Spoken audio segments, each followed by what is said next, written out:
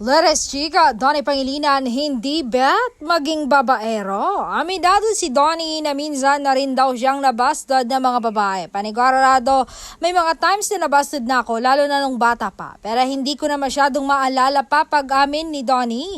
Ayon pa sa aktor, mas gusto niya ng long-term relationship. Kaya kapag nanligaw siya, gusto niyang sure na sure siya sa kanyang feelings.